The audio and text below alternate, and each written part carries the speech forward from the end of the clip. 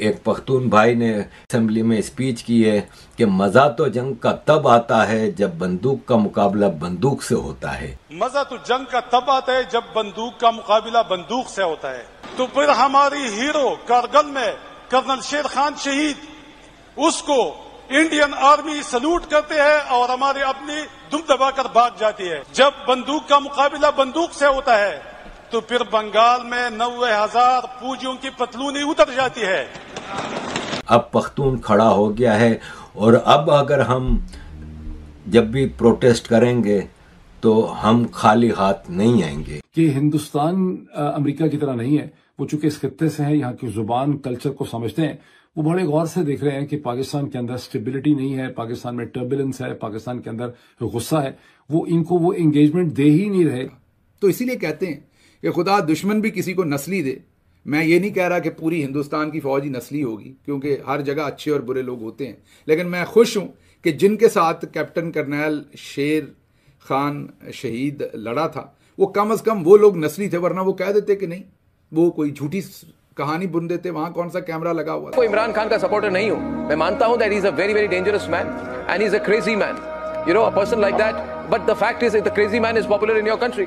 अभी आपका चॉइस है, आपकी सिविल वॉर हो चुकी है, चाइना आपका साथ नहीं है और पब्लिक डिसअफेक्शन बहुत ज्यादा है, लोगों को खाने को कुछ नहीं है, रोटी के लिए तरस रहे लोग। इरशाद अहमद, आप इमरान खान को रिलीज कीजिए। नमस्कार दोस्तों, पाकिस्तान में इमरान खान को लेकर इतना बड़ा बवाल चल रहा है कि पाकिस्तान इस समय टूटने की कगार पे पहुंच चुका है और अखनूनिस्तान के नाम से एक नया देश बन सकता है। पाकिस्तान में इतना बड़ा प्रोटेस्ट इस समय चल रहा है जिसे लेके पूरी तरह से पाकिस्तान इस समय हाउस अरेस्ट हो चुका है। इस्लामाबाद और कई शहरों में बहुत बुरे हाल है। अब इसी वीडियो में हम यही सब डिस्कस करेंगे कि अब वाकई गजवाए पाकिस्तान अब हो चुका है। पाकिस्तानी मीडिया का क्या रिएक्शन है वो इस समय हम देखेंगे। लगता तो ऐसे ही कि जैसे गजवाए पाकिस्तान हो चुका है। आप इस सबके बारे में क्या सोचते हैं कि वाकई पठानों को एक अलग देश बना लेना चाहिए? आपके जो भी विचार हो कमेंट बॉक्स में जरूर लिखिए। वीडियो अच्छा लगे तो लाइक करें, शेयर करें, चैनल को सब्सक्राइब करना ना भूलें। आइए आगे बढ़ते हैं इस वीडियो में। एक पख्तून भाई ने केपी असेंबली में स्पीच की है कि मजा तो जंग का तब आता है जब बंदूक का मुकाबला बंदूक से होता है। जब बंदूक का मुकाबला बंदूक से होता है तो बांग्लादेश में 90,000 पतलूनें उतर जाती हैं। जब बंदूक का मुकाबला बंदूक से होता है तो कारगिल में दुश्मन तो हमारे फौजियों की लाशों को सैल्यूट करता है, लेकिन हमारे फौजी दुम दबा के भाग जाते हैं। मजा तो जंग का तब आता है जब बंदूक का मुकाबला बंदूक से होता है। जनाब स्पीकर साहब, जब बंदूक का मुकाबला बंदूक से होता है तो फिर लाशें गद्दों पे आती है। जब बंदूक का मुकाबला बंदूक से होता है, जनाब स्पीकर साहब, तो फिर हमारी हीरो कारगिल में कर्नल शेर खान शहीद, उसको इंडियन आर्मी सल्यूट करते हैं और हमारी अपनी दुम दबाकर भाग जाती है। जनाब स्पीकर साहब, जब बंदूक का मुकाबला बंदूक से होता है तो फिर बंगाल में 90,000 फौजियों की पतलूनी उतर जाती है। बात तो सही है, लेकिन ये अब असेंबली में पख्तून डायरेक्ट स्पीच करके डायरेक्ट आर्मी को टारगेट कर रहा है। ये भी पाकिस्तान की बुनियादों को हिलाने के बराबर है। पाकिस्तान की फाउंडेशन हिल जाएंगी अगर पख्तून ने हथियार उठा के पंजाबी आर्मी के सामने खड़े हो गए। अब पख्तून खड़ा हो गया है और अब अगर हम जब भी प्रोटेस्ट करेंगे तो हम खाली हाथ नहीं आएंगे। वे फॉरवर्ड है पाकिस्तान के जर्नैल साहिबान का और शरीफ जरदारी का वही है कि इनके जो मास्टर्स या मेंटोर्स हैं अमेरिकन और ब्रिटिश, वो ये चाहते हैं कि ये हिंदुस्तान को एंगेज करें और बहुत बड़ी इनकी कामयाबी होगी अगर हिंदुस्तान के साथ बिजनेस, ट्रेड, इन्वेस्टमेंट, इस किस्म के ताल्लुकात इनके शुरू हो जाते हैं। ये अपनी जो फाइनेंशियल एम्पायर है, अब उसकी वायबिलिटी इनको चाहिए through the investments of India. और इनका ये ख्याल है कि हम इसी तरह से ये जो फौजी इंडस्ट्रियल एम्पायर है ये पाकिस्तान पे हुकूमत करती रहेगी। इंडिया भी हमारा पार्टनर बन जाएगा, वेस्ट भी उससे खुश हो जाएगा। और जब इंडियन कंपनियां यहाँ पे आके इन्वेस्ट करेंगी तो रिटायर्ड जर्नैल साहिबान जो हैं, जो भी आज मुख्तलिफ ओहदों पे बैठे हुए हैं, ये फिर इंडिया की कॉरपोरेशंस के पाकिस्तान के कंट्री हेड वगैरह भी जो है वो बन जाएंगे। यानी और दुश्मन इन्होंने आइडेंटिफाई कर लिया है नॉर्थ के अंदर, अफगान। तो ये इस वक्त इनकी बॉटल लाइन है। इसमें इसमें बड़े खतरात लाहक हैं, इसके अंदर बहुत से प्रॉब्लम्स हैं। सबसे बड़ा इस वक्त चैलेंज तो ये है इनके लिए कि हिंदुस्तान अमेरिका की तरह नहीं है। वो चूंकि इस खित्ते से हैं, यहाँ की जुबान कल्चर को समझते हैं, वो बड़े गौर से देख रहे हैं कि पाकिस्तान के अंदर स्टेबिलिटी नहीं है, पाकिस्तान में टर्बुलेंस है, पाकिस्तान के अंदर गुस्सा है। वो इनको वो एंगेजमेंट दे ही नहीं रहे। तंग उन्होंने इनको बिल्कुल नहीं किया, वो इनको वो एंगेजमेंट दे ही नहीं रहे जो इनका और अमरीकियों का ख्याल था कि इनको मिल जाएगी। कैप्टन कर्नल शेर खान ये 27th सिंध रेजिमेंट से थे, ये दुश्मन से लड़ रहे थे।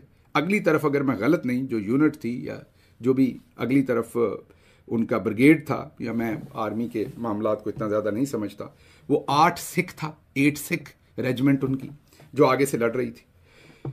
उसका एक वाकया ब्रिगेडियर प्रताप सिंह बाजवा सुनाते हैं। वो बताते हैं कि किस बहादुरी से कैप्टन कर्नल शेर खान शहीद, जिनको बाद में पाकिस्तान ने निशान हैदर दिया और दुरुस्त दिया क्योंकि वो बड़ी बहादुरी के साथ लड़े, जिससे उन्होंने पाकिस्तान का भी नाम फ़ख्र से बुलंद किया, सवाबी का नाम भी उन्होंने, खैबर पख्तूनख्वा का नाम जो है वो फ़ख्र से बुलंद किया अपने ख़ानदान का। और ये बात दुश्मन मान रहा है। लेकिन अब रूल्स ऑफ एंगेजमेंट देखिए, रिस्पेक्ट देखिए लाशों की। आप यहाँ पर ये देखिए कि इंडियन आर्मी का जो ब्रिगेडियर है वो क्या कह रहा है और क्या लिख रहा है और क्या बोल रहा है, ये ज़रा वीडियो में देखिए। इस ऑफिसर की बॉडी को मैंने बोला कि नीचे लाओ। ये ट्रैक सूट वाला था? ये ट्रैक सूट वाला था। अच्छा अच्छा अच्छा। नीचे जब बॉडी लाए तो मैंने उसकी जेब वगैरह सारी उसके निकाले, उनके जितने भी लेटर्स थे जी, उनसे मेरे को पता चला कि इसका नाम कैप्टन कर्नल शेर खान है। कैप्टन कर्नल शेर खान, कर्नल शेर खान जी। मैंने लड़कों से पूछा कि कैसे, उन्होंने बोला कि सर इस लड़के इसने बड़ी बहादुरी के साथ लड़ा है।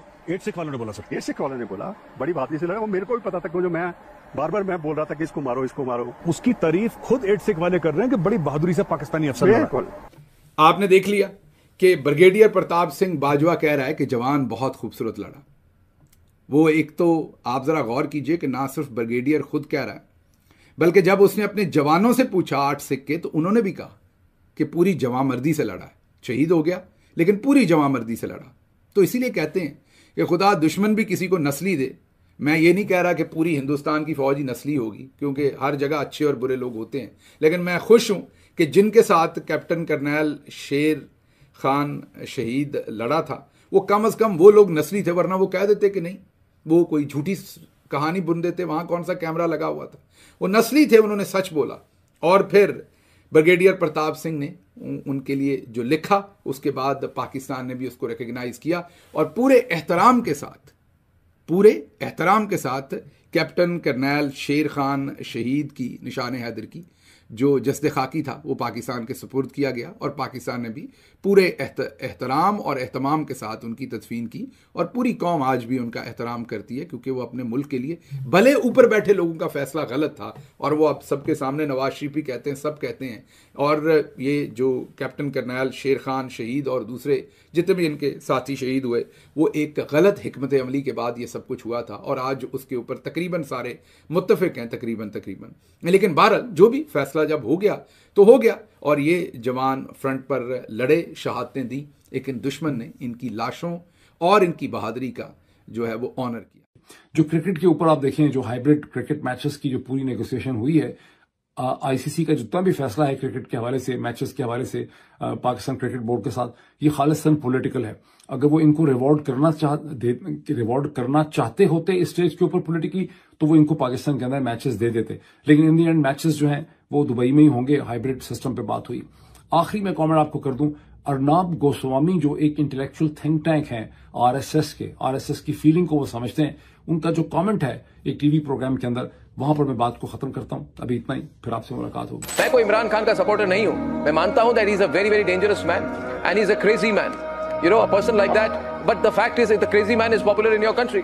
अभी आपका चॉइस है, आपकी सिविल वॉर हो चुकी है, चाइना आपका साथ नहीं है, और पब्लिक डिसअफेक्शन बहुत ज्यादा है। लोगों को खाने को कुछ नहीं है, रोटी के लिए तरस रहे लोग। इरशाद अहमद, आप इमरान खान को रिलीज कीजिए। और अगर पाकिस्तान के लोग इस प्रोग्राम को देख रहे हैं, माय सजेशन इज, अपने कंट्री को बचाने के लिए इमरान खान को रिलीज कीजिए। बैठ जाइए, बात करिए, सिचुएशन का हल निकालिए, नहीं तो खत्म है। 2024 के जो इलेक्शन थे वो फेक इलेक्शंस थे, आप हार गए। इंडिपेंडेंस जो इमरान खान के थे, उन्होंने 101 या 106 सीट जीती आपकी असेंबली में। शर्म आनी चाहिए आपको और आप जैसे लोगों को। इरशाद अहमद, तुम्हारी बंदूक के सामने हम बंदूक लेके आएंगे और तुम्हारा मुकाबला करेंगे। दोस्तों, बलूचिस्तान इस्लामाबाद से बहुत दूर है। केपी तो बिल्कुल इस्लामाबाद के बॉर्डर के साथ लगा हुआ है, तो पख्तूनों से अब पंगा बढ़ गया है और बढ़ेगा। अली अमीन गंडापुर ने जिस लहजे में और जिस ज़बान में इनसे बात की, वो वाकई देखने वाली बात है कि किस तरह इनका मुकाबला किया जाएगा।